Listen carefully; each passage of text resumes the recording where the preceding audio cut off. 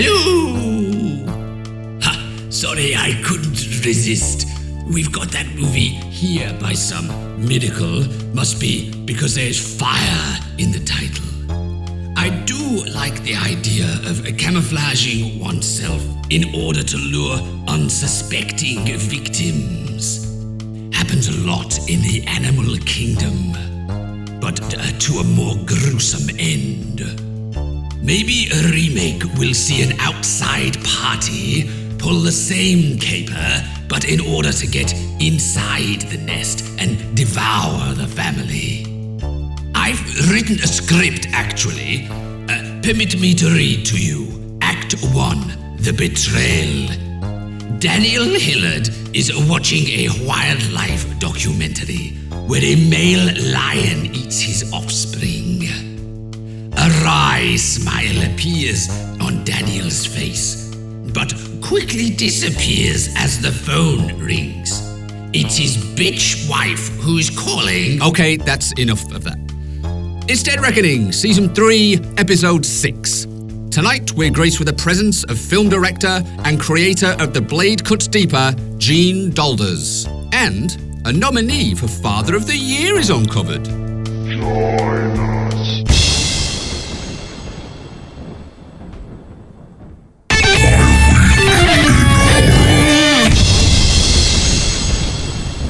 But yeah, in my week in horror, I've been watching Alien Earth quite a bit. I'm probably about 4 episodes in out of the 6 that have been released so far. So it's kind of set between the Alien Romulus is the most recent film that's come out, and so the original Alien. So obviously it takes place on Earth. The first episode and the first few episodes are like pretty much like a full-on action movie. There's a whole thing with like a ship crashing in like New Siam, which is Thailand.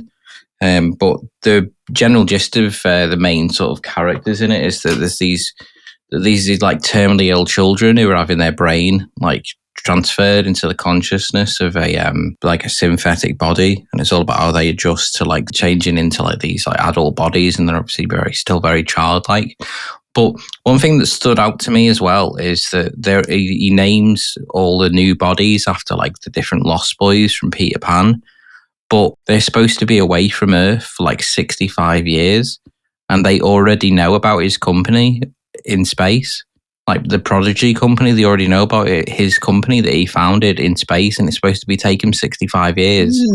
Like from wherever they're gone to get the aliens, like there's different specimens on the ship.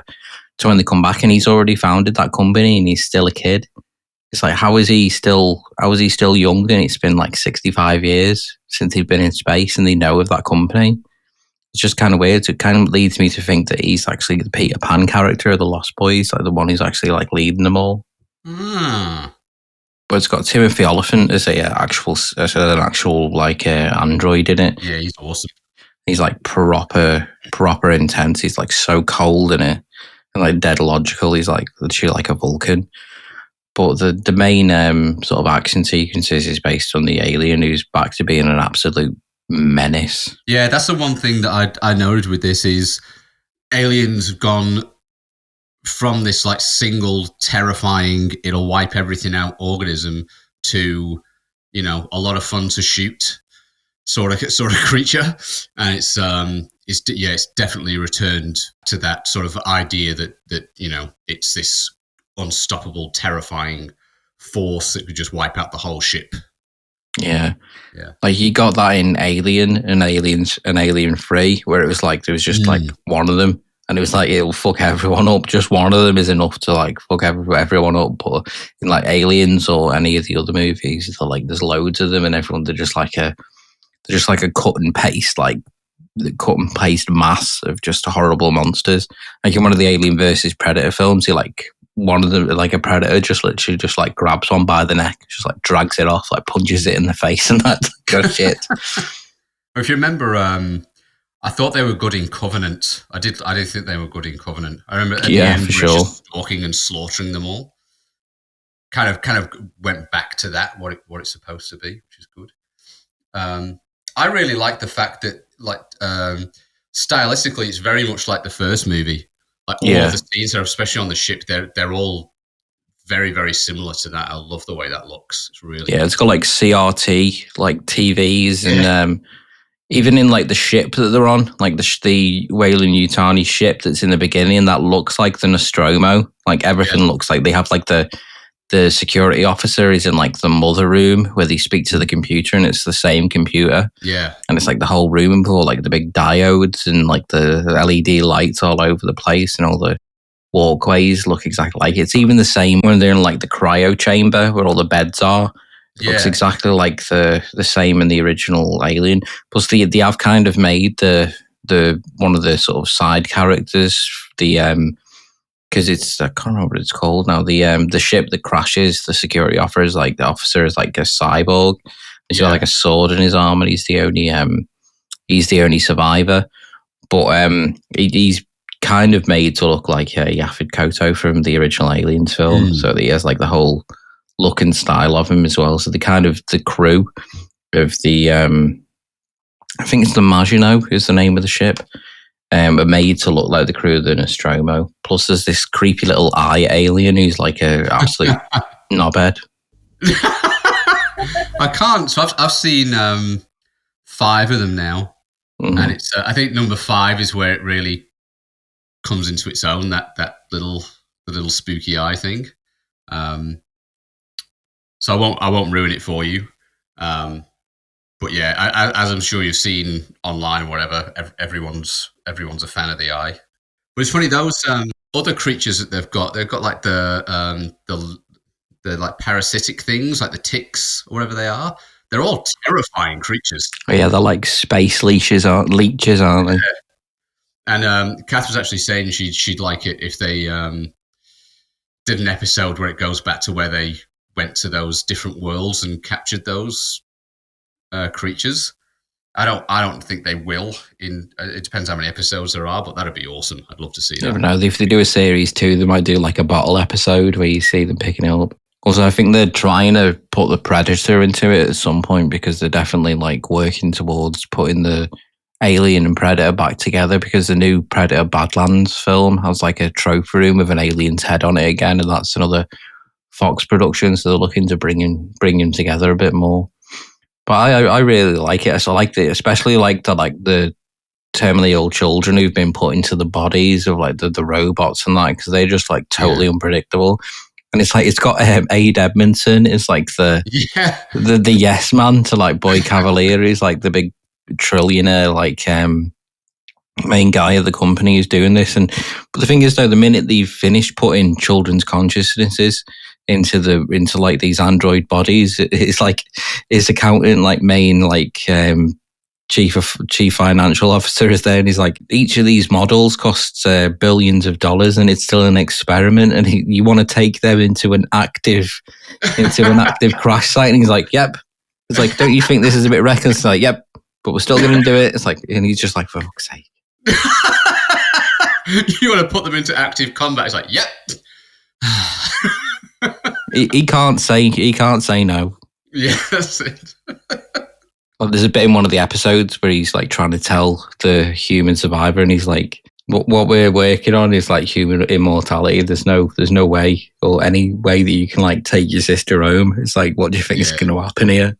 That's it. Yeah. There's no universe in which you get to take your sister home.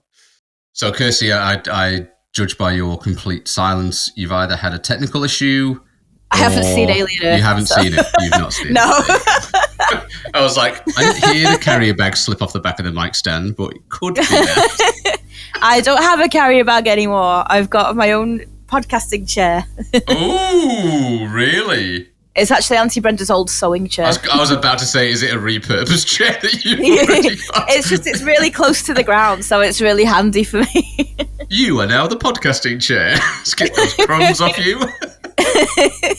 I'm just trying to visualize what Paul said about a carrier bag, and I was like, was the carrier bag on the microphone, or was Kirsty sat on it? Like, how does this work? No, if you remember, it was counterbalancing the stand to hold the microphone. Oh, shit. Up. When I plugged my microphone in before, it said it was like updating firmware and everything. I was like, why does it need to do that? Just plug it in. So it's just a microphone. It's like you can't use the plug socket because I'm charging my book and also my cigarette. It's like, why is the future so bad? It's the future and you still don't have enough chargers. Where's that plug gone? Again, that's why you need a nice power strip. Yeah, there you go. You're not selling power strips now, are you, Jen? This episode, the pen job at the bank isn't a very long-term solution. Nobody goes to the branches anymore. Also, everyone's using iPads. Like, what are we going to do next? Yeah, Alien Earth is definitely one to check out, and it's by Noah Hawley, who's done like a lot of really cool TV series like Legion and Bones and Fargo and stuff like that. So it's a really good thing to check out. Second in my week in horror, which I'm sure other people will go over it on other weeks. So I'll just overview it briefly, which is Weapons, which is the new Zach Krieger movie. Zach Krieger made Barbarian, which we mentioned briefly before. But the general gist of Weapons is that a bunch of like kids go missing from a school, and they don't know why they've all left the house at the same time each night, and that's sort of the crux of the mystery. Of Julie Garner, who's slowly becoming quite sort of prominent in horror films. She was recently in the recent Wolfman film. But she's like the main character. Josh Brolin plays one of the parents, but it's definitely like a really creepy and intense movie. The main person who's really the standout person is Amy Madigan, who's Ed Harris's wife, and she's been in like a lot of films like on the sort of peripheral of like sort of side characters and so on. But when I was looking into her filmography and I was trying to figure out where is it I've seen her before. She was Uncle Buck's girlfriend in Uncle Buck, who's like trying to get him a job. And I was like, yes. She's Uncle Buck's nagging girlfriend who's like trying to get him to actually have a job. It's like, have you turned up at the gas station? Yeah, he's like, yeah, I'm gonna go. But I've got to go and look after my brother's kids.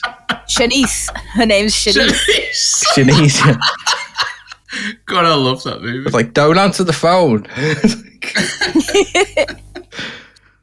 But yeah, no, it's a really, really good film. It's definitely one of the more standout movies. It literally came out of nowhere. It's very on the sort of peripheral of a lot of people's radar, but it's probably one of the best horror films I've seen all year.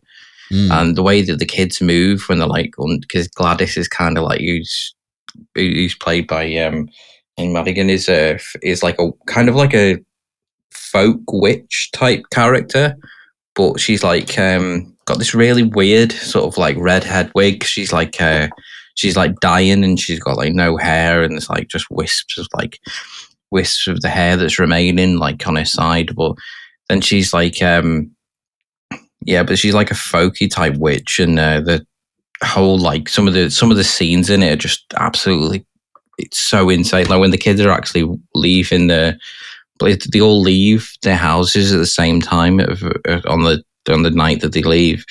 And it's just the way that they move. You can see it in the trailer. They like do this whole thing where it's like silently running with like their arms outstretched, and it's so creepy.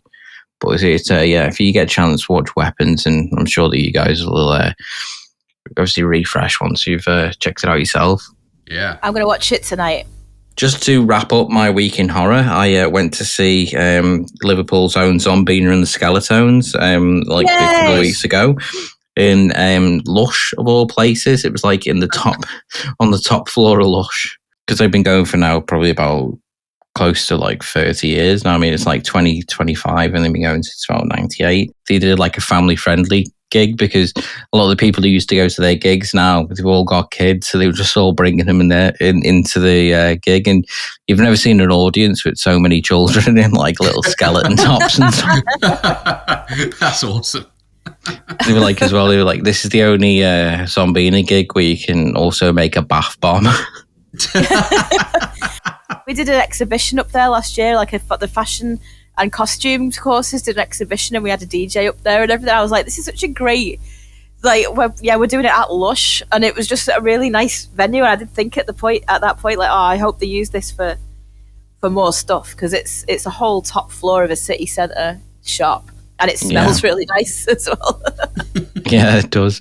And the one of the good things about it is as well, the Lush staff had like done like a whole bunch of wall displays. Like each individual band member was like they had like a gravestone for them, and like Zombina's grave had like a whole bit that like came out with like grass and had like flowers on it and stuff. I went with my mate Ping, and he turned to me halfway through it and he went, "Hey, I bet this is the best smelling goth gig you've ever been to." It's like, yes it is. But Zombina are still looking for a permanent drummer, so they relied on a backing track. But it was still really, really good, and it was just dead nice. It's like a lot like all the kids that were in the audience like really seemed to be having a whale of a time. So seeing like a bunch of little kids like having a laugh to music that I've grown up like having a boogie to was really good. And it was just like a really weird place to go to a gig. It was like 3:00 in the afternoon to like 4 or something like that. So it was like the weirdest time I've ever seen that band. Like I've never seen that band in the daytime. And now I'm in like a soap shop surrounded by children like watching a band that I used to get absolutely like wasted watching. I'm like, yeah, times are changing. But yeah, Zombina and the Skeletones Lush takeover, that was a really, really good experience. It was a sold out gig, but I think it was just because you can't really get many people upstairs because it's really quite. You have to go all the way up from the 3rd floor, and there's like a tiny lift. But it was a really good venue, and it's a venue that they should use more often for stuff because it's such like a large room. It's so good for gigs, so the sound was really good as well. But yeah, Zombina and the Skeletones in Lush rounds out my week in horror. I'll be honest. I find it quite hard to have a week in horror now, to be honest. Every week is a week in horror when you've got 2 young children. Exactly. Dad, I've been sick in the bed. Oh. Yep. We went up to Brisbane. Actually, yeah, that was a week in horror because the in-laws were looking after a little dog that belonged... it was like a family dog, and it's a weird dog. What was it, like a corgi chihuahua cross or something weird like that? Anyway, this little dog, and it was very timid and a bit funny. How did those 2 dogs ever shag? I don't know. I couldn't work it out. But it's like trying to fit them together in my head. It's like, what? Everywhere we go, it takes us so long to do anything because the kids are like, Hey, excuse me, can I pat your dog? To everyone who walks past. There's a lot of dogs here. So as soon as they saw it, they're like, oh, and we're like, look, it's a bit funny, and it was being a bit snappy and a bit weird, but the people it belongs to have a baby, and there's a lot of photos of it with the baby. So we were like, well, it's obviously not that bad, just new people, and, our kids are a bit bigger and whatever. Anyway, on the last day, after being told, don't do this, don't do that, just be careful, don't be loud, blah, blah, blah. And they're perfectly fine. Melody decides, I want to give this dog a big cuddle now, like grab its head and put my face in its face. So she got bitten on the mouth by the dog. Oh my gosh. Oh, wow. Yeah, it wasn't a bite, it was a nip. It was like a scared nip, not an attack. Yeah. But it did draw blood and she was a bit shaken up or whatever. Not 20 minutes later, we're down at the cafe and she's immediately going up to people's dogs and she's like, can I stroke your dog? And starts like stroking and cuddling his dog. So like, Jesus Christ, Melody, what's it going to take? And that's even happened to her before. We were walking along the beach and this guy, older fella's there with this dog, this like bull Arab or bull type dog, whatever it was. An older dog, though, and she just ran up to it to give it a cuddle, and the guy's like, oh, no. And the dog sort of, like, snapped a bit at her and scared her. I thought that would have done it, to be honest. That was quite scary. But anyway, so that was a bit of a week in horror. The dog's name was Lenny, though, and I kept calling him Leonard, which was funny. So no blame on the dog. Paul just needs to instill fear into his children a bit more. Oh, exactly. Yeah. And then while we were there, we went to this park, and Cass points up and says, "Oh, that's Toowoomba Cemetery. That's where they think."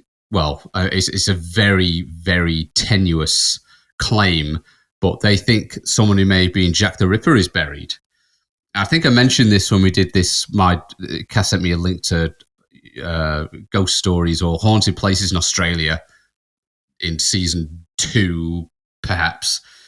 But they think that a Walter Thomas, I want to say Poriot. I keep wanting to say Poirot. It's P-O-R-R-I-O-T-T. It's not Walter Thomas Poirot. It must be Poriot. Known to police as Andrew John Gibson, is buried in Toowong Cemetery. There's a speculation that he is Jack the Ripper. So his own great-grandson, Stephen Wilson, in 1997, said that his granddad lived in Limehouse near Whitechapel, where the killings took place, and he hated prostitutes. So pretty much open and shut case. I think you'll agree. That's him. Put a big silver stake through him just in case. Reports about him have surfaced over the years. Still, there is no concrete evidence for this. So basically, nothing. There's literally like news articles every other week, like new suspect uncovered during DNA, and it's like, oh yeah, it was just somebody in the Whitechapel police station who just handled the knife because they didn't know that he needed to wear gloves. Oh, the other thing was that he. I love this. I want this to be on my headstone or whatever. But Mr. Poriot died in 1952. He was a self-proclaimed doctor with no medical background or education. Just like, looks a bit bad, that. I mean, I'll have a look. I do say fairly often, I'm not technically a doctor, but... Not a doctor. Oh, that's fantastic. Self-proclaimed doctor with no education. Obviously, Jack the Ripper is theorised to have some medical training. But the killing stopped at the same time that Mr. Poriot left for Australia. So there's, again, very tenuous, but I thought it was quite cool. Quite a cool thing to just be, look what's up there on that hill. And then today, when I was thinking about, God, what am I going to do for my week in horror? I've not had a week in horror. I've been too busy. Nothing's happened. Nothing's been on. Aside from yet more fatal shark attacks in the area. But anyway, I'm not a surfer. And I was just stood and I looked around and I was like, oh, this podcast is short-lived because I'm stood on the beach in the sun at a sculpture festival watching humpback whales dive out of the water just off the shore. And I'm like, where's the horror? I need to move back to Canberra. I need to move to anyone know a hellhole I can move to? Anyway. Just as he says that, like a shark like comes out of the water and just like eats the whale. It's a pretty big shark. A pretty big shark. But I did think for a second on the beach with the sculptures watching the sea, I was like, you know what? This does actually remind me very much of Kirsty's favourite movie, Jaws, The Revenge. Yeah. Don't you think? The only other thing that's actually happened, I want to talk about, I also, what's your thing? Front loading? Front loading. The other thing I thought before, so me and the kids were playing this, when they say, do you want to play, it's never something simple like a game or catch or something like that. It's always, pretend I'm a radioactive dinosaur and you're the dinosaur's boss. And this is the park. And this is this. And I'm here. And it's just like constant. All they do is describe what's happening all the way through. And you're just like, right. Sorry, what am I doing again? It's painful. Playing with kids is painful. Anyway, now that Melody's also interested in doing the same thing, it's pretty cute and it's pretty convenient because they'll both play together the same game. And it's pretty funny because Melody's just a nutbag and Finn's trying to play seriously. But it came to a point before I had to move them from one enclosure to a temporary enclosure while repairs were made to the existing enclosure. And then I had to leave them back. And there was one where I had to go and rescue so we have a lot of the zoos here, the big crocodiles, they're problem crocodiles, it says, they're captured in like northern Queensland and then put in zoos because they're eating too many people and dogs and things. So it's a problem dinosaur. You've got to go and get it and bring it back to this, Jurassic Park or zoo, whatever it is. And the only thing I could find that was anything like a leash or a tether was one of my belts that Finn had also been playing with. So if anyone was looking in the window earlier, they would have seen me with a belt around the neck of a child, walking around the house like a dog, like fucking Ivan Milat, the pair of them. And then there's a bit where I've got to wake him up. So I'm holding this belt, and my idea of, you need to wake me up now, I'm just gently nudging them with my foot. But I'm also she's so exhausted. I've got the belt on her. I'm like, get up. It's just Dad's games.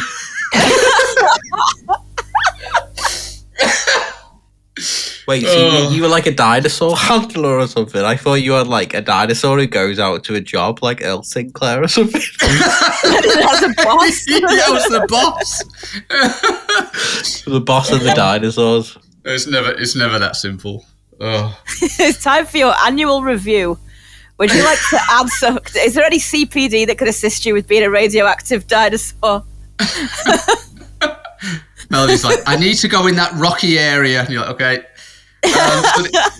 The other thing... Have you done your manual handling course? Yeah.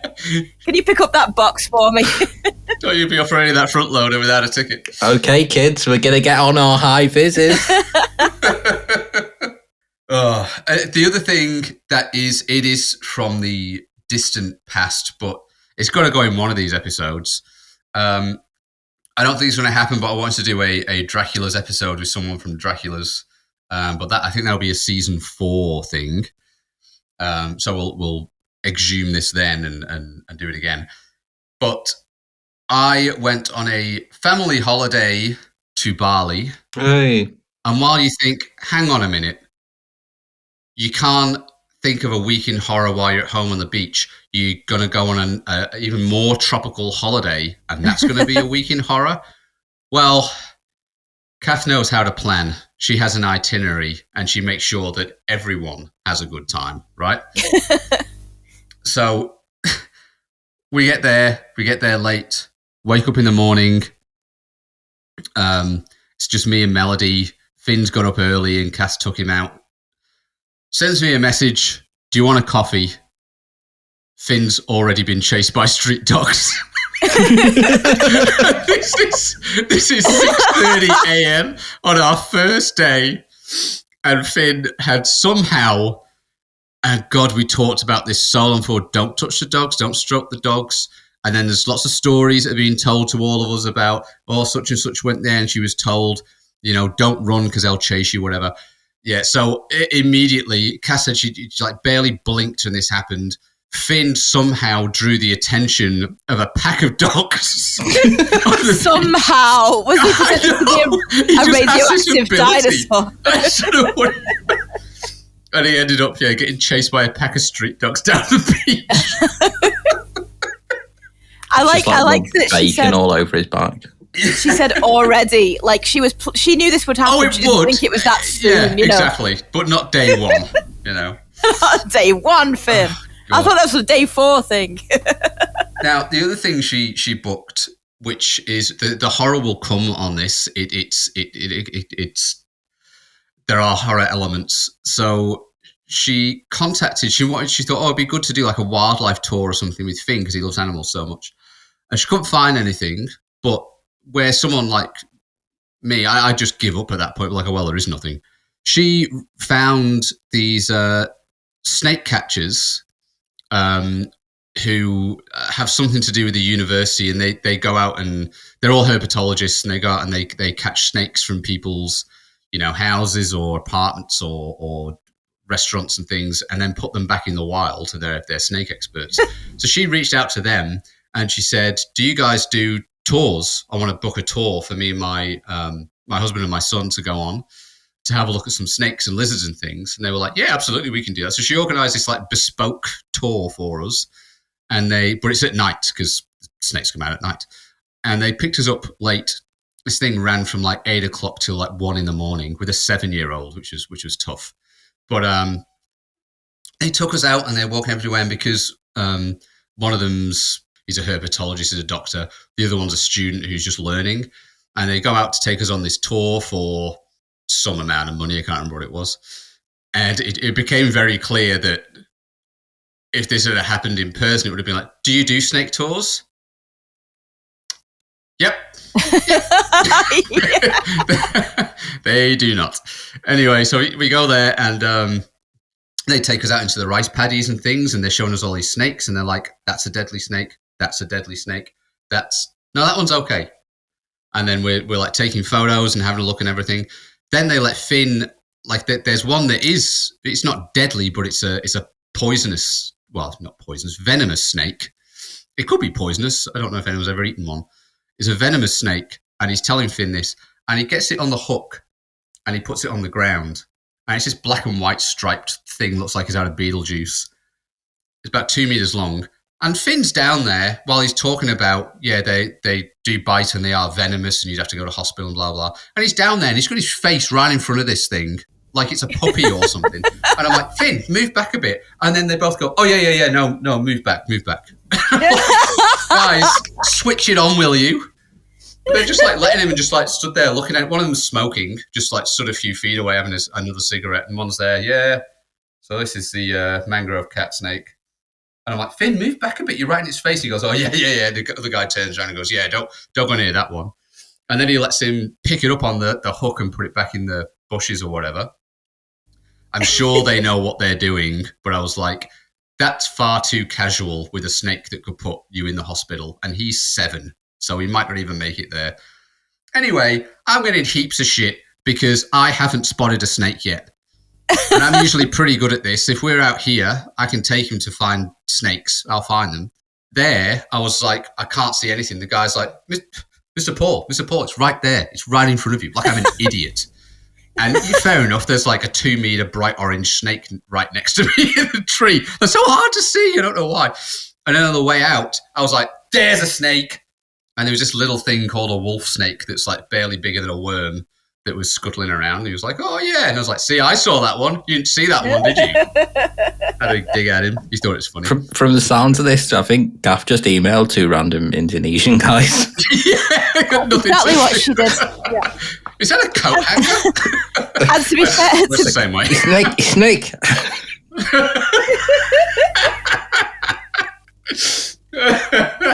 Like, are you a steak expert? Yes. how much? I've been bitten 100 times. What do you know about what do you know about steaks? Lots. Yeah, but it's great. We saw lots of lizards and frogs and spiders and all kinds of things, which is awesome. Now, the 2 horror elements, to be honest, for us, maybe one of them was a bit of a horror element. I was going to say, to someone who doesn't like snakes, they both would have been, but then you wouldn't have found yourself on this poorly organised tour. But the first one was, we went to this place. It was a beach. It was like a very tourist beach. It was about midnight.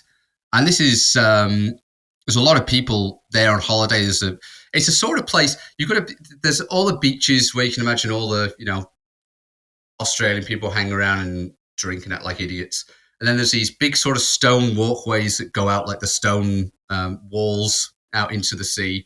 The people walk along and smoke and chat, and there'll be 2 girls at the end, and one's crying to the other one or whatever at midnight, these sort of holiday places.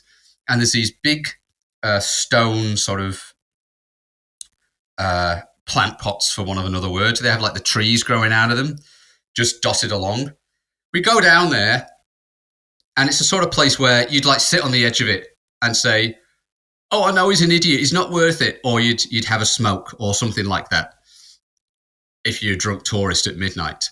And that's where we found a sea crate deadly snake. And it was fucking huge. And it was coiled up right in there. Like if you just sat down, it would have been the last thing you ever did.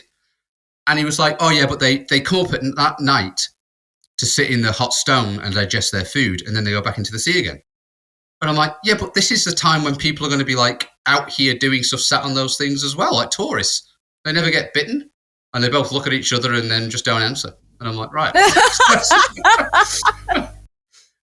So they all know this apparently, but no one tells the tourists, by the way, all those places you're walking and sitting and doing stuff when you're a bit drunk at night have terribly venomous snakes in them, by the way. They got to keep up the tourism. I honestly was about to like move something there, having a look. I was like, are they likely to be in here? And there's like bits of cigarettes and stuff in there. And I was going to have a sit down because it was midnight at this stage. We've been walking for ages and it was fucking hot. Like I was about to sit there. And I didn't see one of the other guys like, oh, here he is. And I was like, oh, Jesus Christ. Yeah, of course he is.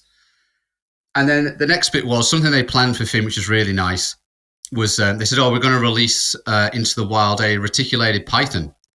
It's the longest snake in the world.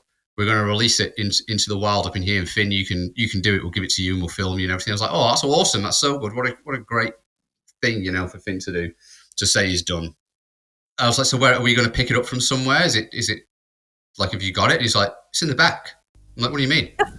It's like, it's in the back there with you where you've been all night. I'm like, fucking what? So we've been sharing the back of the car with this giant fucking snake in a bag and didn't even know the whole time. I was like, mate, like, oh. One is in bag, don't worry. Yeah, exactly. I feel like, when you watch like things like 47 meters down and all, and it's like, how can tourists be so dumb? And it's like, I know. Oh, we can. And I don't think I think when they were like, why doesn't anyone like let on that there are hundreds of deadly snakes here? And it's like, well, we don't want it to be known as Deadly Snake Beach. Yeah, exactly. We want them. Yeah. There are like all like the drinks vendors and the bars and stuff. Like, no deadly snakes here. Shut up! You're the guy that's going around going, there are snakes. No, there aren't snakes here. That's crazy.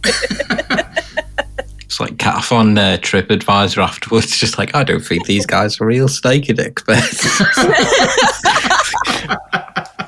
One of them was wearing a lab coat, but it looked more like a mechanic's outfit. Just like chain smoking, just like putting the fag out in the sea. It is something like that our dad Paul would definitely be like. Oh, 100%. If someone just rung him and said, "Hey, do you do like photography tours?" He'd be like, "Yeah." How much? 500 quid. Yeah. Oh, we'll pay to do it. He's like, I absolutely do photography tours. Yes, I have a tour guide. Here is another building that you could take a photo of. Next. You can take a picture of the sky if you wanted. That's over there. We have a tree. Tree photography is actually very important. And the other thing I did was, Katha found, obviously I've mentioned Dracula's a few times. In Bali, they have Frankensteins. Right. And it's essentially the same thing. It's just like really done up little restaurant thing, themed restaurant, big Frankenstein's monster outside, which is great. And then you go in and everyone's dressed in like bloody nurses' outfits. And it's sort of all the men are in male bloody nurses' outfits as well, in keeping with the the Frankenstein thing. And they've got the movies playing on these TVs, and it's all very steampunk inside. It's all like little like brass tubes and taps and things everywhere, which is awesome. They had a giant sort of scary skeleton on the ceiling, a bit like the blue whale in the museum, hanging from the ceiling. But the whole place, like the way it was decorated and the way they'd done it, was absolutely incredible. It was really well done. It wasn't just like a dodgy, like, holiday rip-off pub or anything. It was really well done. And it was just throughout wall-to-wall stuff. Glass cabinets full of like medical paraphernalia, stuff like that. They did the drinks, which were like big blood bags, which comes to your table and you drink it out of the blood bag. They do like test tube cocktails and all kinds of stuff, all kinds of weird foods. Well, not weird foods, but weird names. Like a brain in a jar. Like a brain in a jar. And the kids went and got their faces painted, which was so good. They both got like a Day of the Dead sort of style makeup on, but it was so well done. I mean, there are a lot of tattoo parlors there, so they're artistic people, but it was so good. You'd pay a fortune to get something like that here. It wasn't just like your dodgy face painting. It was amazing. And then they put on a show, because it's like a cabaret thing. So it's Dracula's, but in Bali, it's Frankenstein's. And I loved it. I was so sorry we didn't get to go back. We had babysitters a couple of times, so we could have, but we didn't. They do one show during the day for the kids, and they have the Disney villains in it. So I have like, Jafar and the evil queen and things like that. And then they had Baron Samedi. I'm not sure I can't remember what movie he was out of with Disney. He's from Princess and the Frog. Oh, that's right. Yeah. Yes, correct. All right. Well, there you go. And then at night, apparently, when the kids are in bed, or not because they're on holiday in Bali, but apparently it gets a little blue, and they do an adults only show, and I was like, God. So I've seen the sort of burlesque sort of cabaret thing they do at Dracula's Gold Coast. I wonder how far they go in Bali. I wonder what that would be like. That's nuts. But we didn't get to see, unfortunately. Maybe next time. The only live music I saw when I was in Thailand was just a Thai cover band that was just doing Smash Mouth. It was just the Shrek theme on like a loop. So yeah, they do this thing where they do this big performance and they mime to a lot of songs and things.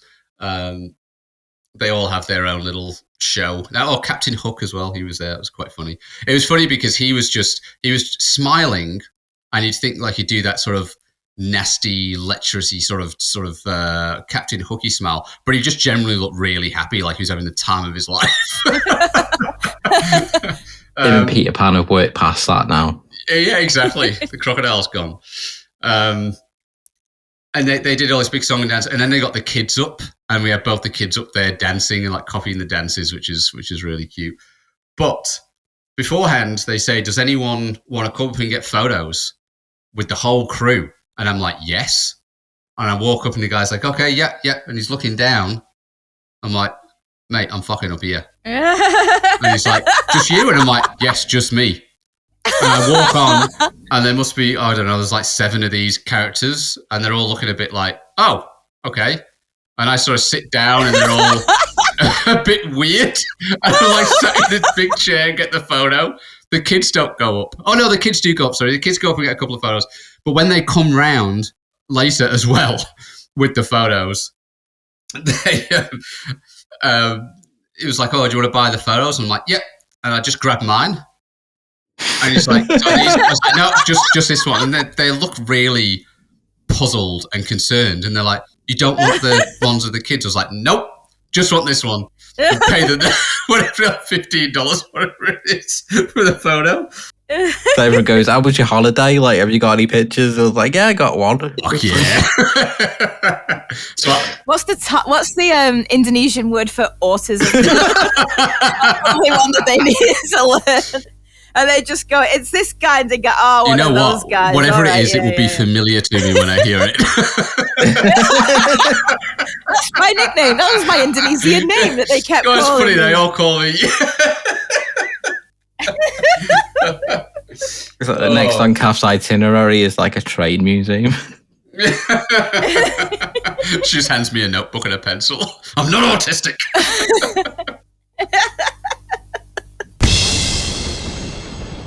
I had a bit of a Stephen King because I come and go with Stephen King as well. I'll read like 7 books and watch 8 films and then go away from it for a bit. And then I watched. I thought, do you know what I've not watched? I've not watched Thinner, and it's just in that kind of period in the 90s when, like, only really, really high budget films had good special effects, like Jurassic Park, and the rest of them had shit special effects. So Thinner requires a lot of special effects because like someone puts a curse like on this lawyer. So he's the lawyer for the mob basically, and he's always getting him off on like. So you establish pretty quickly he's not a great guy because he's always like using perjury and using threats and stuff to get like mafia bosses, and the mafia boss in it is played by Joe Mantegna. So like, perfect. And then so he basically runs over a gypsy Romani woman and kills her. And then and he basically gets off with it because he goes to all people and gets them to commit perjury. Basically gets off with this like, oh no, it wasn't his fault. It was her. She jumped in front of the car. All this, and her family just curse him that he's gonna keep getting thinner no matter what he eats. So first of all, you're like, this is the best curse ever. and then you realize, oh, he is eventually gonna die and like waste away from and you're like, that sounds good. But it's such an odd story to make out of a film because like the protagonist obviously is a terrible person. He gets his comeuppance, but then instead of getting his real comeuppance, he goes and like causes havoc for these like Romani people and like kills one of them, poisons their animals, poisons their dogs, like kills a couple of them, and then still doesn't get his comeuppance at all. And basically the gypsy guy in the end is like the dad figure who's done this curse is like, well, all right, fine, yeah, I better make peace with you because you're a fucking lunatic. Like, you've killed my son-in-law and poisoned all of our dogs and, like, disfigured my daughter and all this kind of shit. And, like, he threatens to... Like, he's kind of one of these... Like, you shouldn't have messed with this guy because he's an absolute psychopath. And so they make it, and he's like, right, and basically gives him, like, a cursed pie. And he's like, I recommend if you're a good man, you'll eat this and have a noble death. And he's like, I've established I'm not a good man. I'm going to feed it to my wife, who I think is having an affair. So she dies, and then he's like, hey, that's great, she's dead. I hate her because she was cheating on me. And so he wins again, and also the curse is lifted from him, so he's fine. Then he finds out his daughter, and then he's like, oh, his daughter is also eating the rest of this pie, and she's also going to die. And you're like, oh, okay, so you're getting your comeuppance. And then, like, the end of the film is when his love rival, who's been having an affair with his wife, comes in. And he's like, the end of it is kind of him grinning because he's going to feed the pie to this guy. And you're like, you've not learned your lesson, have you, mate? And his daughter's literally just said, oh, I've eaten this like poison pie and I'm probably going to die soon. And he's like, and he knows she's going to die. And he's kind of like, oh, that's sad. Oh, wait a minute. I can kill someone else now. And it's like, he hasn't suffered at all. Pretty much, everyone he wanted dead is dead. I would argue that he has learned a lesson. Poison pie.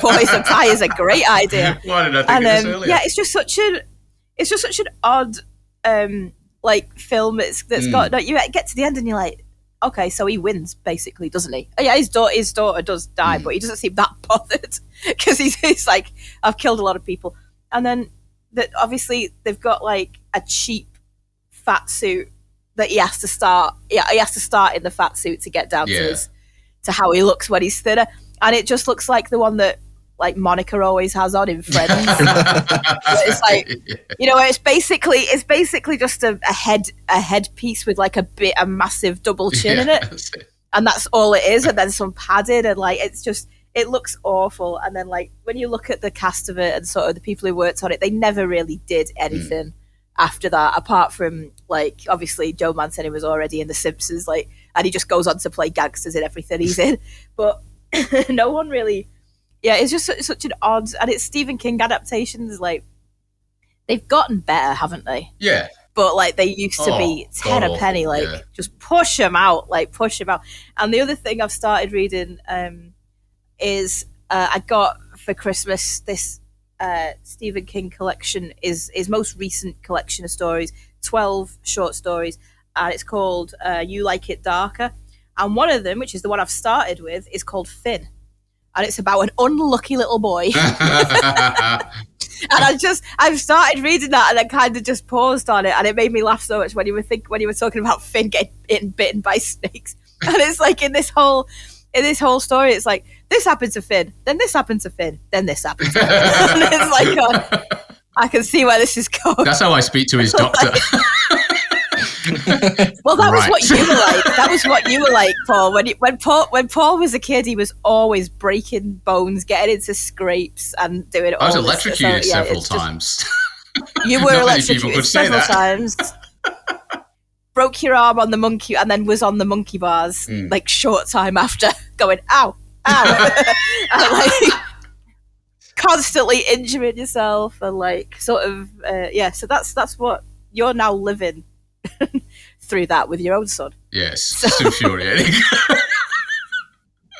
So there's 12 stories in this, so it'll be a feature of my week in horror for some weeks to come, because I'll just start like reading short stories is just such a great way of getting through books. It's like, do you hate books? Well, it's this attention thing, isn't it? It's like I can get into a book and read because I'm immersed in it.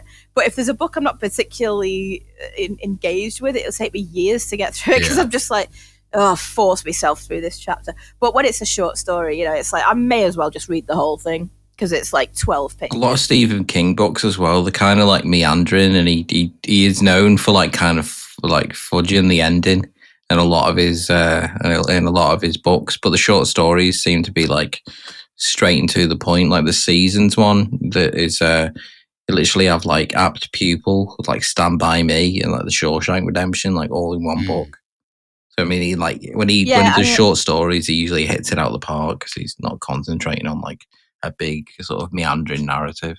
And I think it helps when they're sort of making films from those things as well, because they've got a little bit to work with, rather than like, it's really, I think some of his stuff is quite hard to adapt, because there's so many little side things that are going on that are like, oh, do you put this in, or do you leave it out, or is it, you know what I mean? They made like a 2.5 hour movie of The Dark Tower, and it's like a tome. There's like 5,000 pages long. Yeah, that's what I'm, and like, obviously some things are like, oh, I'll make a mini series of that, or instead of a film or whatever, or make a 2-parter. But they've just really released Life of Chuck, which has got, it's one in one of the other collections that I talked about on the last season, and that's coming out.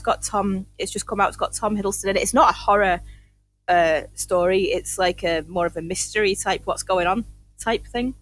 But I think they're much easier to adapt, because they're thinner and you can add stuff to it. He's on a bit of a roll at the moment with films being released, because obviously Life of Chuck just came out recently. But also, when I was watching Weapons, 2 of the trailers were the remake of The Running Man and The Long Walk. So you literally just got like 2 Stephen King adaptations like back to back in the trailers. I've seen all the like publicity stunts for The Long Walk as well, where they got like influencers to walk on a treadmill, and while they're watching the film, and if they stopped walking, they weren't allowed to see the rest of it. Yeah, I was like, I'm glad they didn't pick us for that, because first 2 minutes I'd be like, oh mate, I'll just watch it. I'll just get it on my dodgy box. I don't need to see this. So don't worry. So then people you see doing like a 5K at Glastonbury, it's just like, just fuck off.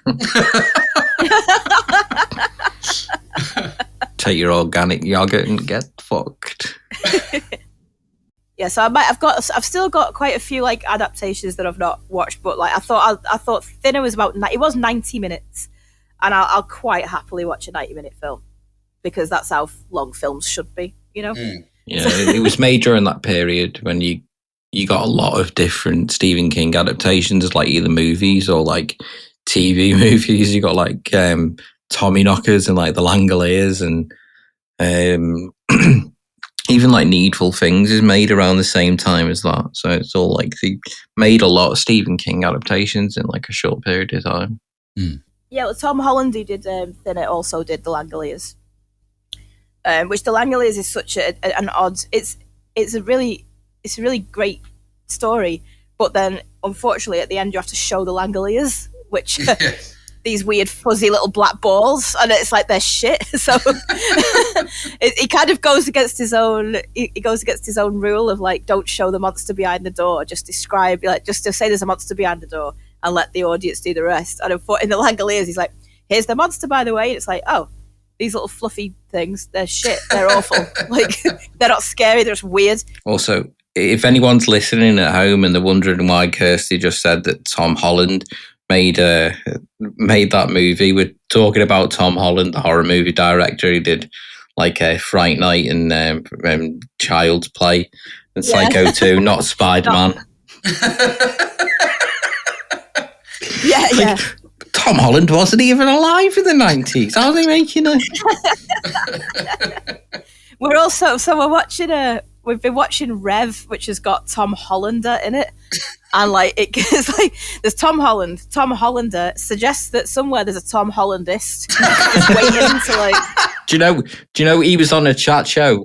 He was on a chat show a while ago, and he said that he's got the same agent as Tom Holland, and he got sent one of his checks, and he was like, and he like looked at it, and he was like, "Fucking hell, this kid who makes loads of money." He's like, and he goes, "He's practically a sperm." It's like, what the fuck? It's weird that like I used to watch his dad, Dominic Holland, on like all the TV panel shows when I was a teenager. Yeah, you just used to be like a nerd, giving like on like Mock the Week, and now his son's Spider-Man. Yeah, well, that's like so. Lewis was always when he was first cast as Spider-Man. Lewis was always showing me these pictures, going, "Oh, this is the guy that's going to play Spider-Man," and I was like, "Dominic Holland is going to play Spider-Man." No, he's not. I was like, "This is the stupidest thing I've ever heard." Like, and I was like, "No. It was Dominic Holland. I'm talking about this kid." I was like, "Oh, oh yeah, we're in a world now where Dominic Holland isn't young or famous. He's just Spider-Man's dad." Because he's like well known as being in like a real life couple with his counterpart from Spider-Man, Zendaya. I just think about Dominic Holland just being like an embarrassing white dad with like Zendaya is like the coolest girl ever. I was cool back in the day. Well, he was quite edgy a little, he was kind of one of those new wave of 90s political comedians, Dominic Collins as well, wasn't he? So he was kind of like, he was kind of cool in his day. He's not, now he's just Spider-Man's dad. It'll happen to us all. Also, he's got 2 other kids, and he's like, he's literally called Tom Holland the favourite one. Yeah, of course. He's going to buy him a mansion, isn't he? The other 2 are like, "Oh, I haven't got any money, Dad." You 2 are just dressing up as Spider-Man to go on student nights out, aren't you? He's the real deal. See that suit?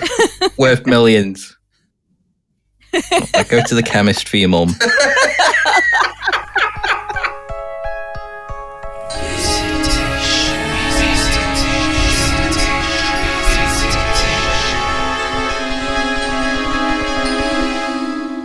I'm free to talk today because it's like during the day, but I'm actually on my way down to Shrewsbury because I'm doing a night shoot. But I don't need to be there until like really late at night, so I just thought I'd pull over and do the interview myself. Dedication, that it's like in a lay-by somewhere. Is your night shoot horror related? No, it's I'm shooting. There's a thing in well, actually, I think they used to do it in Australia, but I don't think they do it anymore. The company's called Shure Limited, but it's more commonly known as Bongo's Bingo. So I'm doing some filming for them. Oh, cool, yeah. Sounds Australian. Well, it's an Irish guy and a Scouser who started it, and then it started in Liverpool, and then they used to do shows in Australia, but then I think I don't know. I think they stopped doing them during COVID, and then they just didn't start them up again. So, Gene, do you want to just start by giving us an update on The Blade Cuts Deeper? Yeah, sure, man. Yeah, no problem, of course. So it's had quite a few screens now across the country. The next screening, or the last screening that we have at the moment organised, is going to be at the Phantasmagoria Film Festival, which is a horror film festival in Wrexham. And then I'll be there to do a Q&A afterwards, like I've done with all the screenings in the UK. So since I last spoke to you, a company called Black Mandala came on as my sales agent, and I've got me a deal with a distributor called Alliance Entertainment.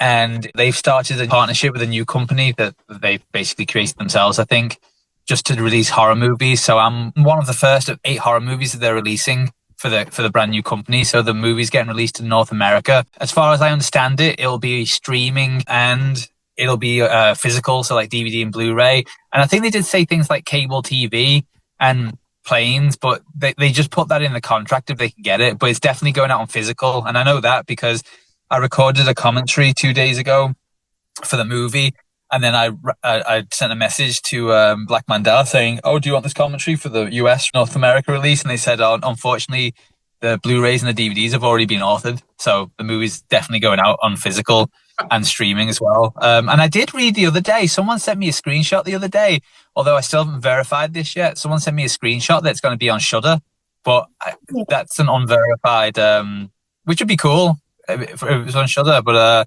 that's unverified at the moment. But yeah, so Void Signal is the company that partnered with Alliance Entertainment. And then apart from that, I can't think of anything else at the moment for the movie specifically. I'm not. That's enough. Yeah, that is enough. I can't be bothered organizing any more screenings. It's so much work contacting people, and the success rate is like 1 in 5 million. So it's fucking difficult. What about you got nominated for an award though, right? Yeah.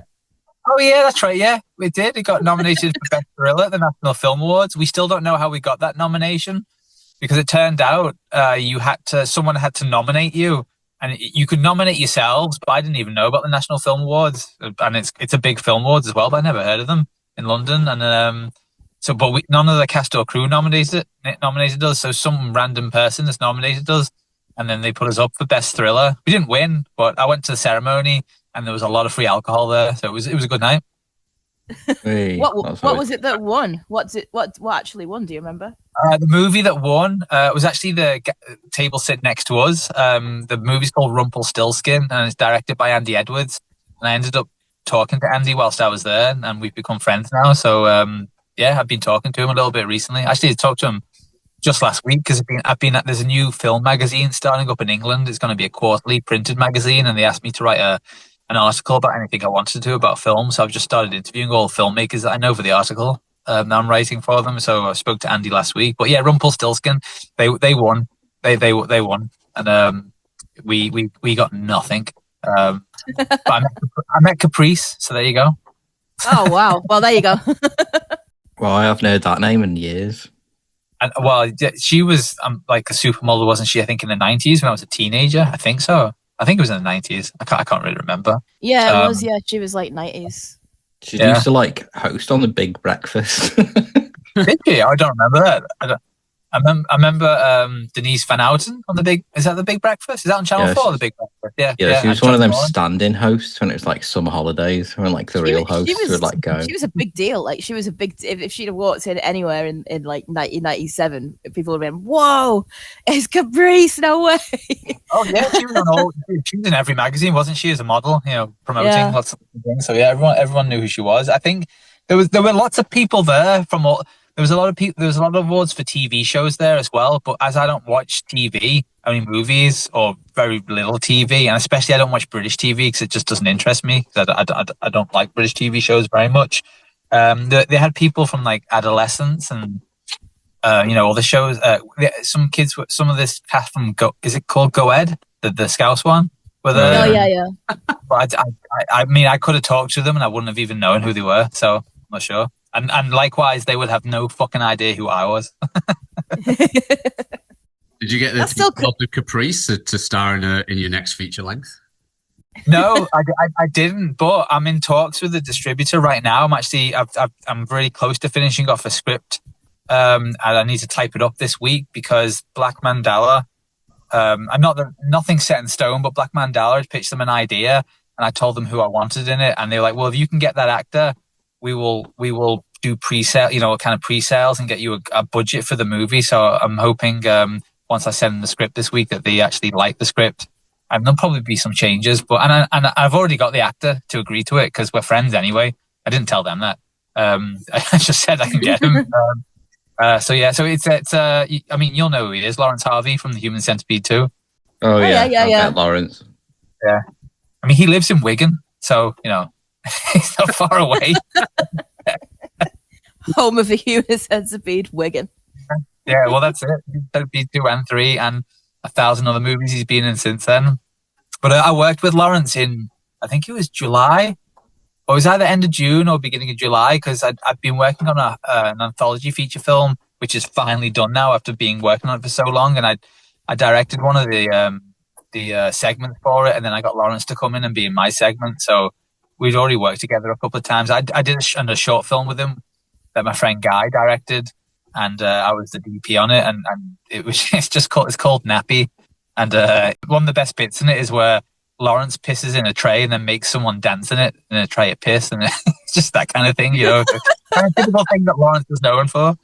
Jewel Saturday.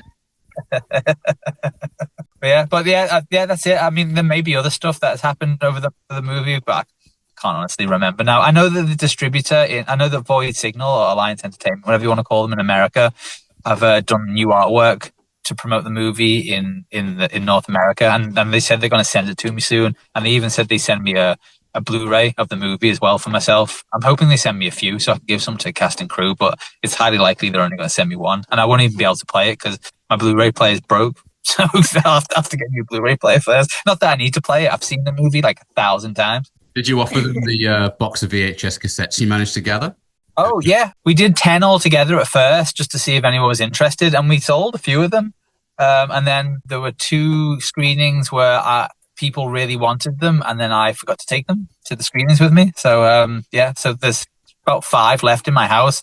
I mean, you do more, but because it's VHS, obviously it's real time to record the movie, so it takes ages to transfer it. I need to get about 20 or 30 VHS players and just daisy chain them up and record them all at the same time. And but it's just finding the time now at the moment to do it.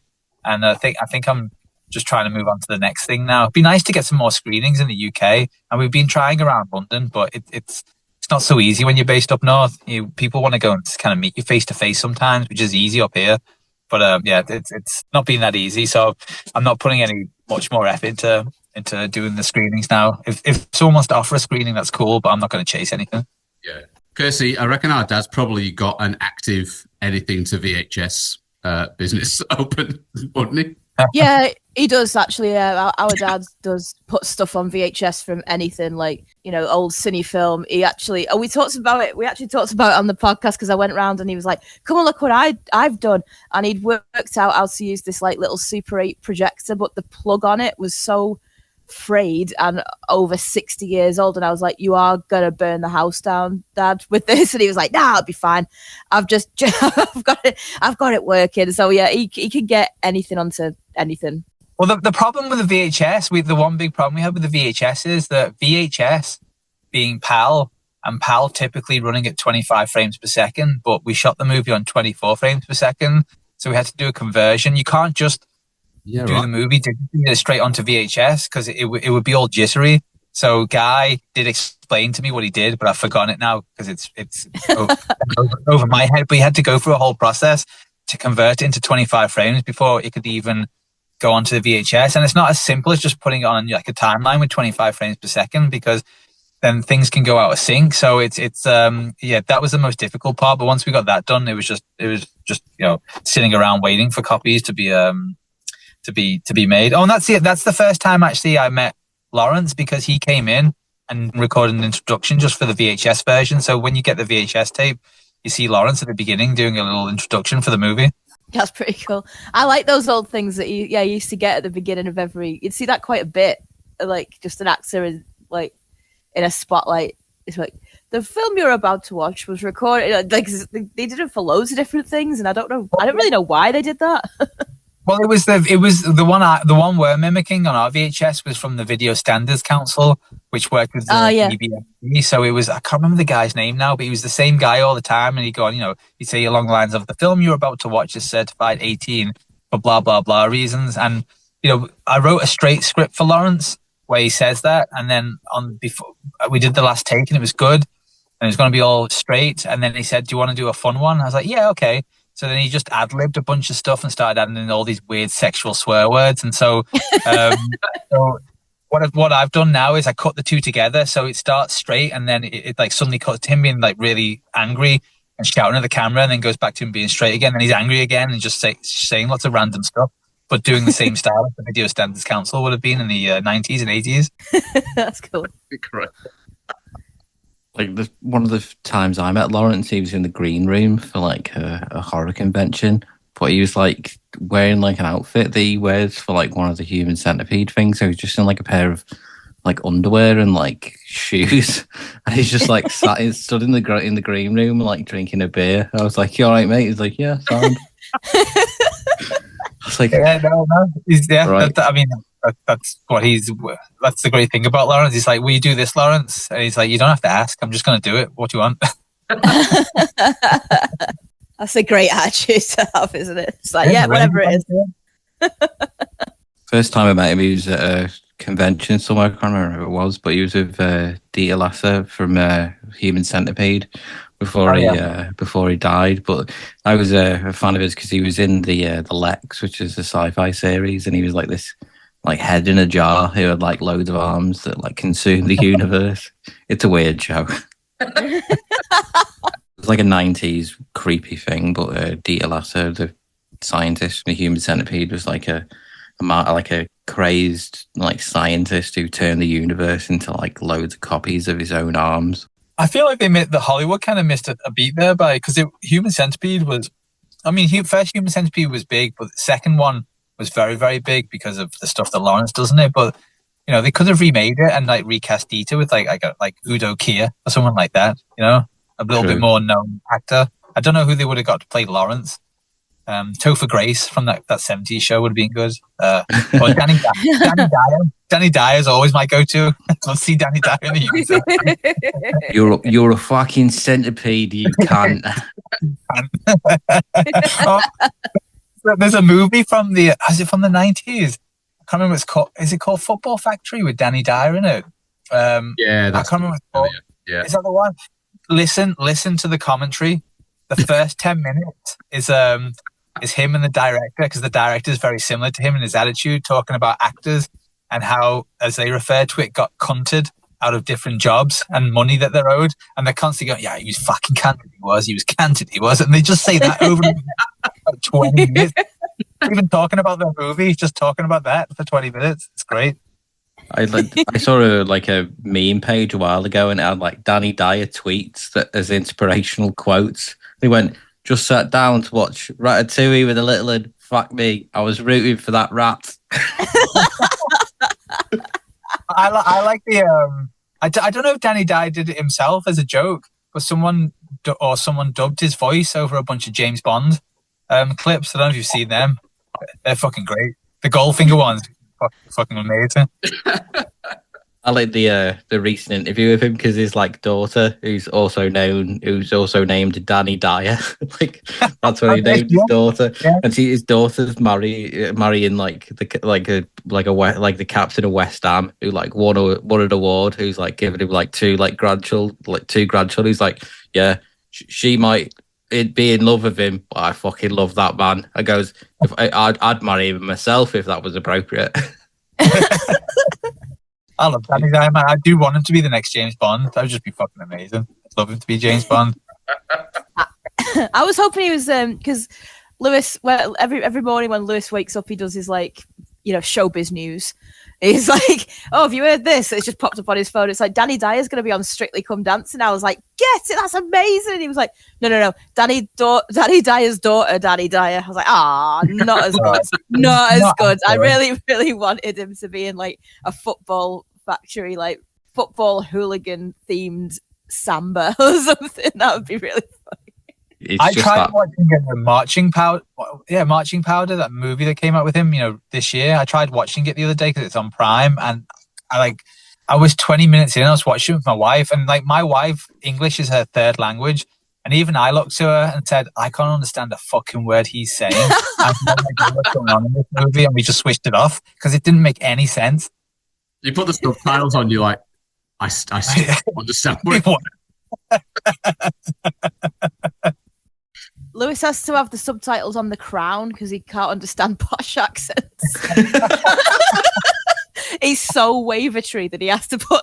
He's like, "What's this cunt saying?" It's like, that's the king, and he's saying that Princess Margaret shouldn't go and do what she's just done. And he's like, "How do you understand this? I don't get it." He has to have the subtitles on every single time. What does he mean? One? There's like 4 of them here. So what? So you're doing a lot. The last couple of times we've met, you've been doing all sorts of different like cinematography jobs, and you were filming on our college plane last week. Yeah. And stuff like that. Are you so in the background? Are you sort of? You said you've written this script that you're sort of looking at. Yeah, Is there another horror thing that you're sort of writing, or is it? No, there is. So Alex, who co-wrote The Blade Cuts Deeper with me, we've come up with an idea together, and we were going to write it together, but I don't really have the time, and I trust, I know how he writes, and I like the stuff that he does. So we fleshed out the story together, and then he's gone off to write it. I mean, it's it's essentially our take, or not. It's not it wouldn't be a remake because we wouldn't be able to afford like licensing rights, but it's kind of our version of Lamberto Bava's Demons, because we're both a really big fan of that movie. So we wanted to make a little nod to that film. And so yeah, he's writing that at the moment, and once he's finished, which he says he's close to finishing the first draft, I'll have a look at it and then I'll rewrite parts of it. But I just don't have time, because with The Blade, he would write a bit and send to me, and then I'd be like, okay, that's good, then we'll do this next, and then send it back, and we go back and forth. But I haven't got time to do that at the moment, because still stuff to do with Blade, and then I'm trying to get this other script for the distributor, because that looks like almost a guaranteed thing that'll be financed. So that's worth doing.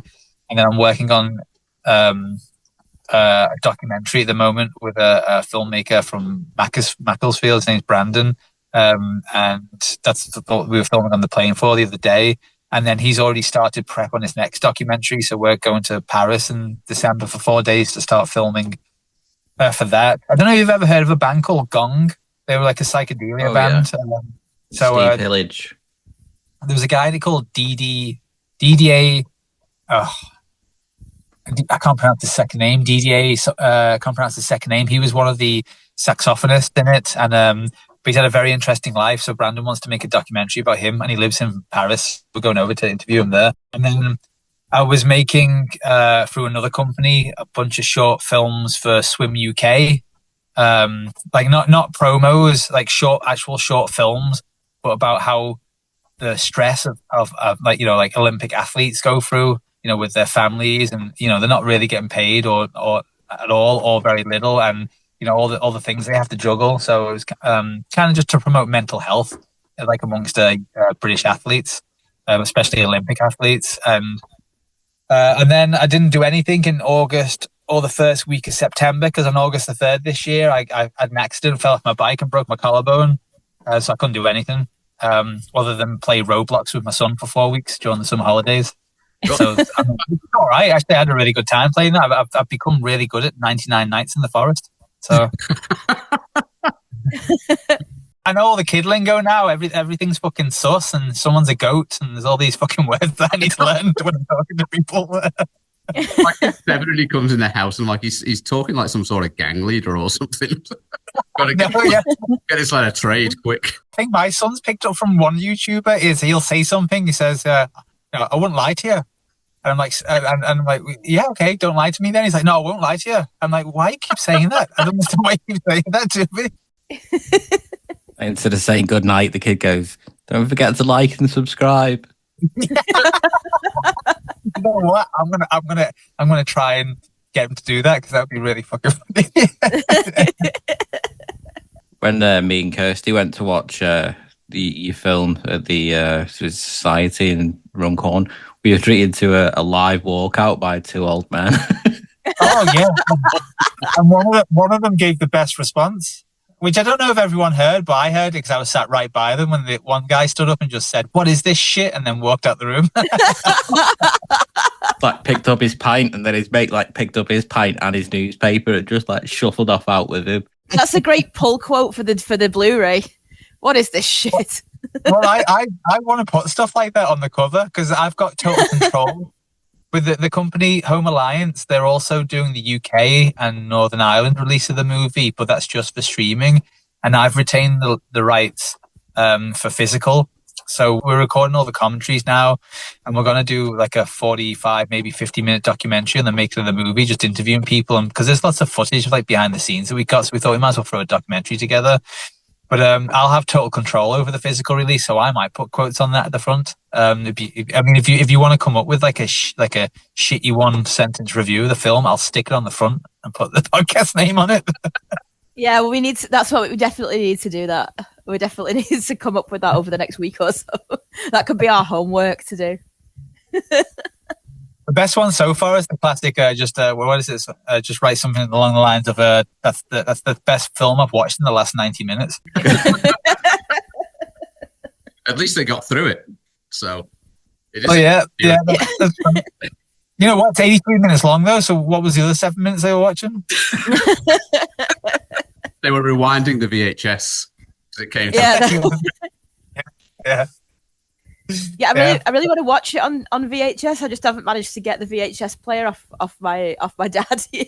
Oh, it looks absolutely terrible. It's amazing. It looks like it's from the 80s because we bought all those old VHS tapes, and the first lot we did, I saw them and I realized I've got so many Disney movies here, and then thought, oh my god, of course they're the best ones to use.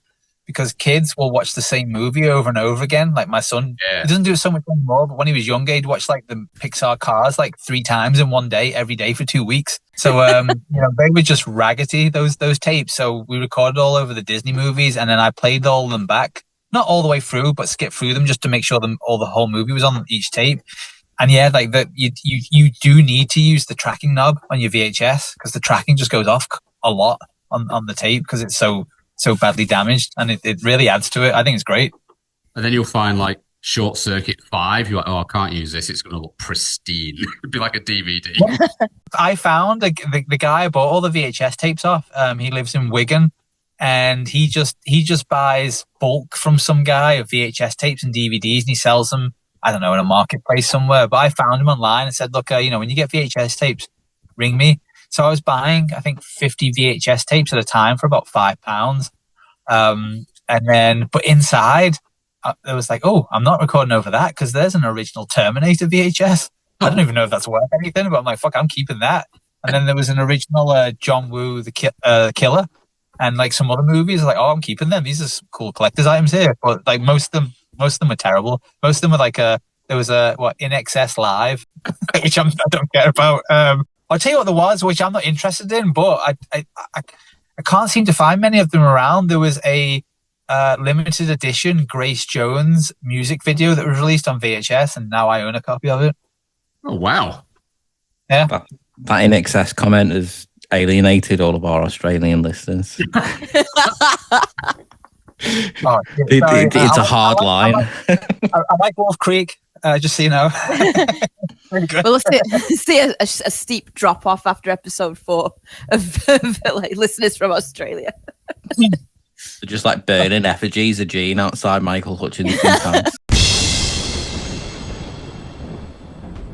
Gene, I've just realised that this is heavily toilet based, but that shouldn't put you off. Oh, that's okay. I've experienced going to the toilet, so it's fine. I can verify that he's been to the toilet in the building that I work in. What? This one the other day. That was my once a week. Every week. All right. Like clockwork. Gene, would you rather know that giant spiders can hide on the sides of your toilet where you can't see them waiting for prey, or know that animals like snakes and rats can swim through pipes and enter your house from the toilet to terrorize you? Oh, the spiders. That was a quick answer. The spiders. Okay, we're done. Bye, Gene. That's a wrap. I don't snake coming up my ass while I'm on the toilet. So I'll take the spiders just hiding there. Right. Can we use that quote on our website? Yeah, feel free. Again, Paul isn't listing from his Would You Rather book. This is just another thing from his Australian estate agent. It's like, well, we got snakes in the pipes or, toilet spiders. Which do you like less? Both of those things do happen fairly regularly.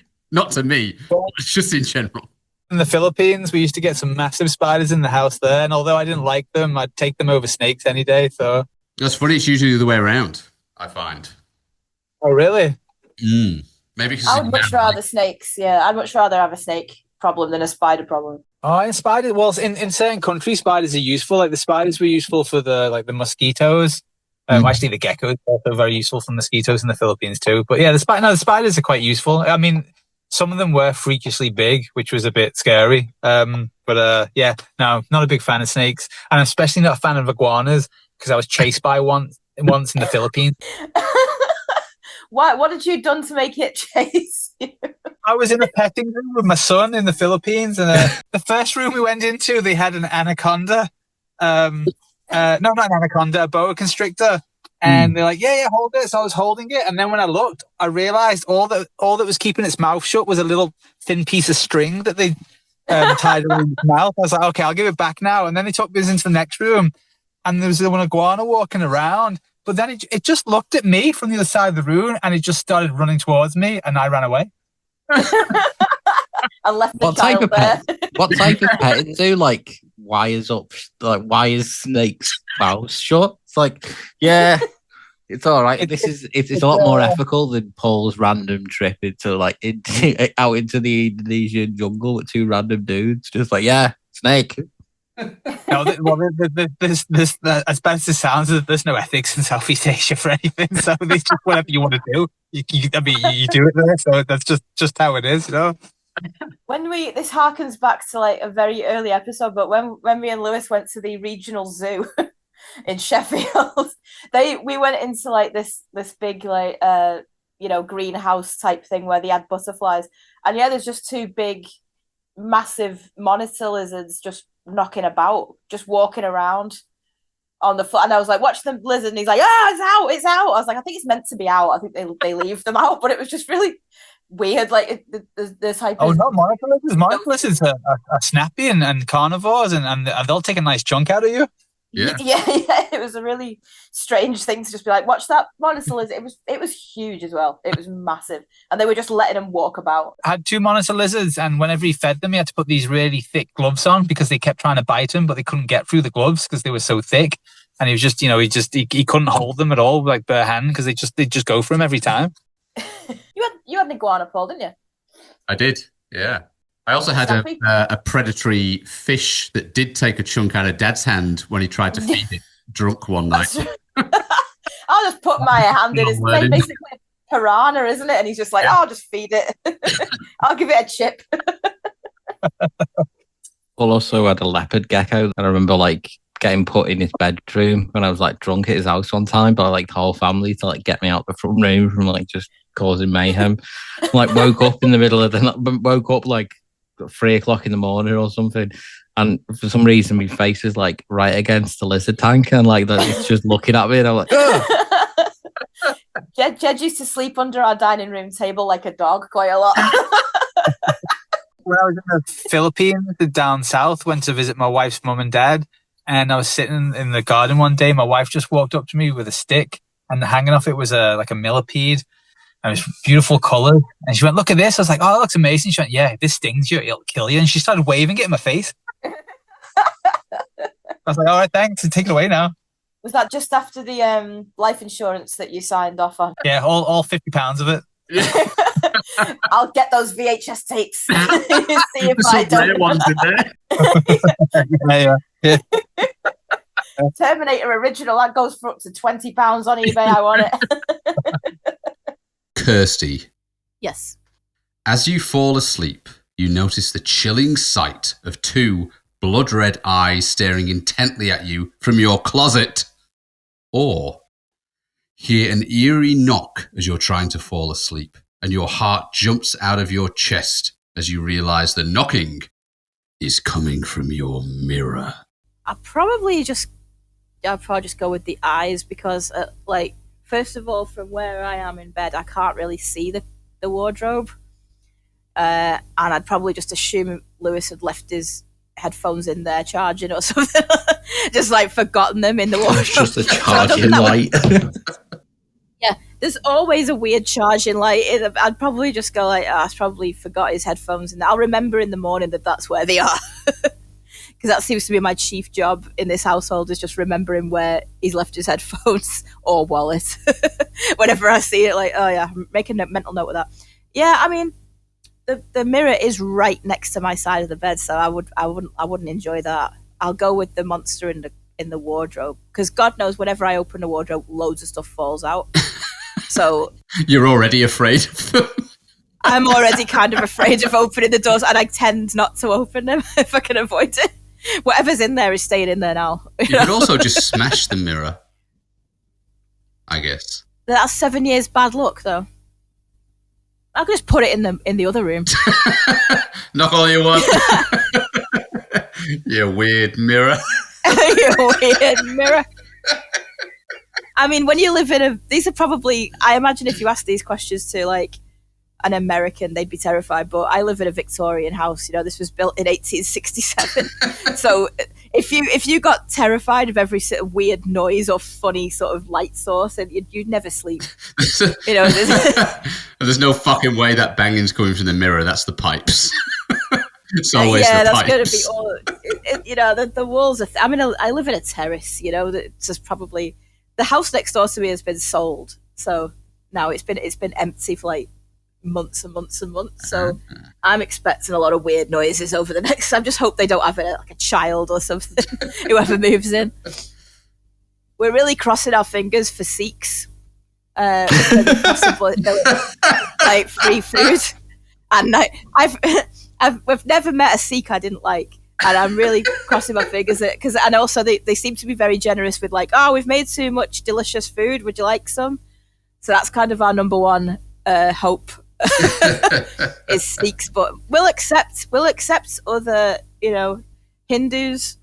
I'll accept anyone who might be cooking delicious food from India, Pakistan, Bangladesh. That's my holdout.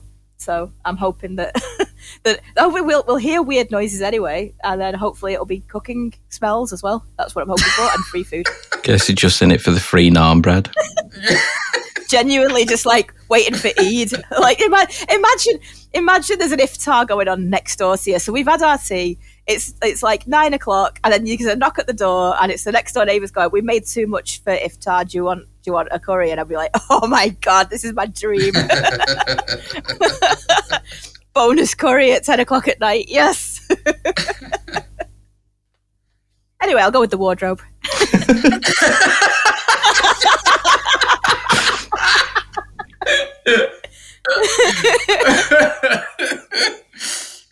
Oh god. Yeah, give me that ADHD diagnosis as soon as you get it. Oh, sorry, we were talking about wardrobes. I'm just sitting here eating a curry because I couldn't get my mind off it. Sorry, I just had to go downstairs and get a curry. Oh. Anyway, cupboard. The loose pop said round. Someone mentioned naan bread.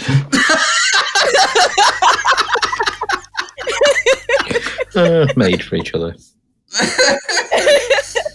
All right, Jed. Would you rather face the terror of paragliding straight into the open mouth of an immense sky-high creature that suddenly emerges from the clouds, or find yourself cruising on a zip line, a gigantic gnarled hand reaching out at you from the forest canopy below, ready to snatch you away? I think Jed's are a bit more high stakes than mine. Mine are like, Noisy mirror? there's a weird noise. There's a weird noise or possibly a red light somewhere, and Jed's is like, you're going to die, you're going to paraglide into a giant monster. Which horrific death do you want? Thing is, though, like if you're on like a zip line, you kind of like you know something could probably go wrong. But like if you were on like a paraglider, you were like you know you could probably, even if the engine went off, you could probably land it. But like I don't know, there's not really any sort of sky predators, so I'd imagine that would be more terrifying than if it was just some hand on a zip line or whatever. Also, I'm not really a big fan of heights, so either of them would probably not really be my cup of tea, especially paragliding, because I'm already screaming. I would definitely shit myself. So just being up there would be scary enough for me. Right. Like, I think man should be on the ground. Like, the sky is just a bit too far.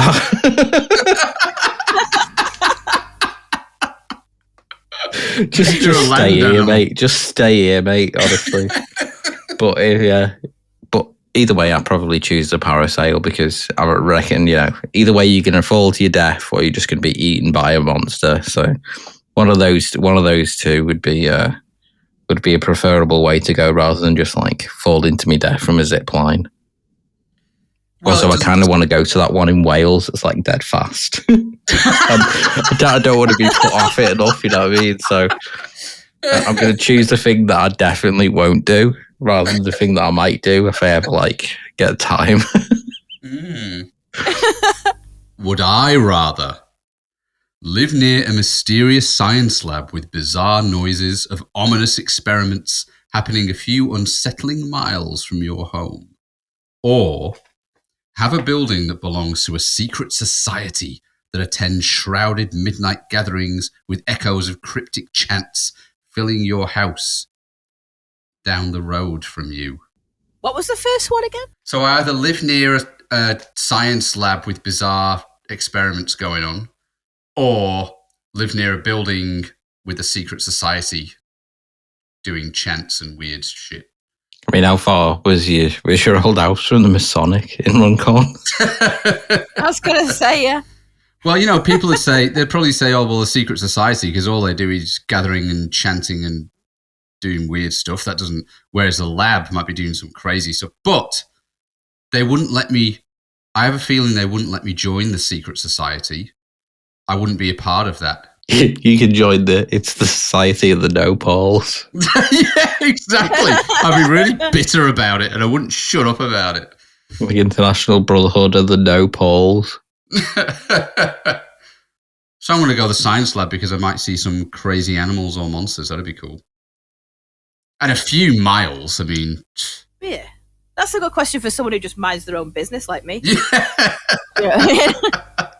Like, neither of those would worry me. I get in my house, I don't answer the door, and I just mind my own damn business. Well, you know what as well? Poking around. Oh, there's this mysterious science lab, like, Stranger Things style, a few miles down the road, versus cryptic chants filling my house from a midnight gathering. Fuck that.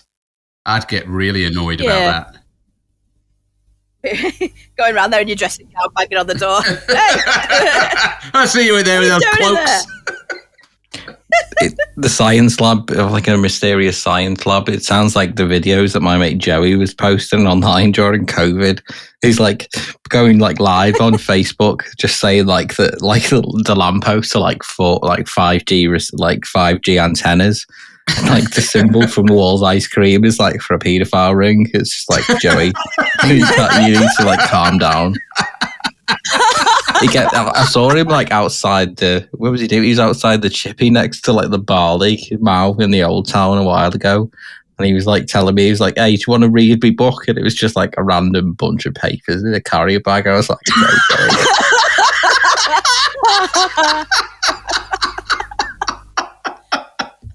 I think they'd at least have to be joined together to form a book, not just a bag of paper. Yeah, it's just a random bunch of bag of papers. And he goes, oh. He legitimately said to me once, he was like, oh, my life's just gone downhill since I've stopped doing the karaoke on the cruise ship. So I was like, oh, is that a long-term plan? It's gone onto land and then downhill. I just want to be on the sea.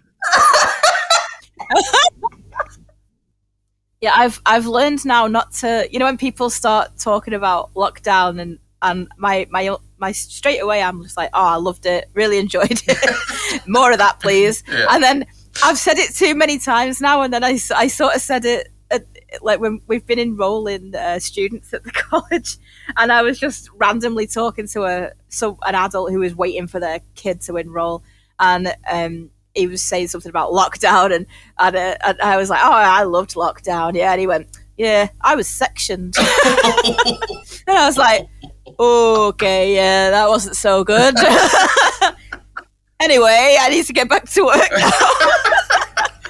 It's like, stop saying lockdown was good. Some people were sectioned. Oh. It's like, what did you do during lockdown? Burnt the dead.